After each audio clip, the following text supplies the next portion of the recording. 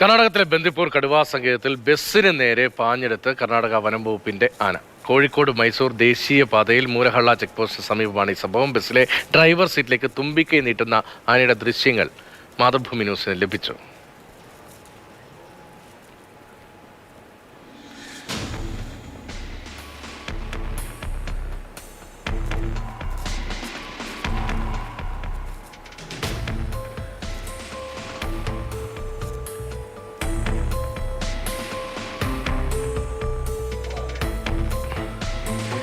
കമലുണ്ട് വിവരങ്ങളുമായി. കമൽ, അപകടകരമായി ഈ വാഹനങ്ങൾക്ക് നേരെ എപ്പോഴും ആന ഇറങ്ങുന്ന റൂട്ടാണോ? ഇത് ഭക്ഷണത്തിന് വേണ്ടി തപ്പുന്നതാണോ? രതീഷ്, സത്യത്തിൽ ഭക്ഷണത്തിന് വേണ്ടിയുള്ള തിരച്ചിലാണ് സംഭവിച്ചത്. പക്ഷെ ആളുകൾ വിചാരിച്ചത് ഇത് കാട്ടാനയാണ് എന്നാണ്. കർണാടക ട്രാൻസ്പോർട്ട് കോർപ്പറേഷന്റെ ബസ്സാണ്. സുൽത്താൻ ബത്തേരിയിൽ നിന്ന് ഗുണ്ടൽപേട്ടിലേക്ക് പോകുന്ന ബസ്സാണ്. കോഴിക്കോട് മൈസൂർ ദേശീയപാതയിൽ വയനാട് അതിർത്തി കടന്ന് മൂലഹള്ള ചെക്ക് പോസ്റ്റ് കടന്ന് ഒരു 2 കിലോമീറ്റർ അപ്പുറത്ത് വെച്ചാണ് സംഭവം. പക്ഷേ ഈ ആനയുടെ കാലിൽ ചങ്ങലയുണ്ട്. ഇത് രാംപുര ആന ക്യാമ്പുണ്ട് കർണാടക വനം വകുപ്പിന്റെ. ബന്ദിപ്പൂർ വനത്തിനുള്ളിലാണ്. നമ്മുടെ തണ്ണീർക്കൊമ്പന്റെ പോസ്റ്റ്മോർട്ടം നടപടികളൊക്കെ നടന്ന ക്യാമ്പാണ് രാംപുര.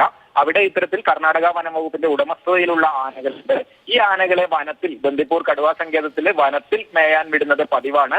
അത്തരത്തിൽ മേയാൻ വിട്ട ആനയാണ് ഇത്തരത്തിൽ ഓടി വന്നത്. ഈ വനംവകുപ്പിന്റെ ആന ആയതുകൊണ്ട് തന്നെ വനംവകുപ്പിന് അടുത്ത്, ആ ക്യാമ്പിനടുത്ത് താമസിക്കുന്ന ആദിവാസി വിഭാഗത്തിൽപ്പെട്ടവരൊക്കെ ഈ ആനകൾക്ക് ഭക്ഷണം നൽകാറുണ്ട് എന്നാണ് പറയുന്നത്. അത്തരത്തിൽ ഭക്ഷണം കിട്ടുമെന്ന് വിചാരിച്ച ആന ഓടി വന്നതാണ്. തുമ്പിക്കൈയൊക്കെ ഇട്ട് എന്തായാലും ഡ്രൈവർ എഴുന്നേറ്റ് മാറുന്നതൊക്കെ കാണും.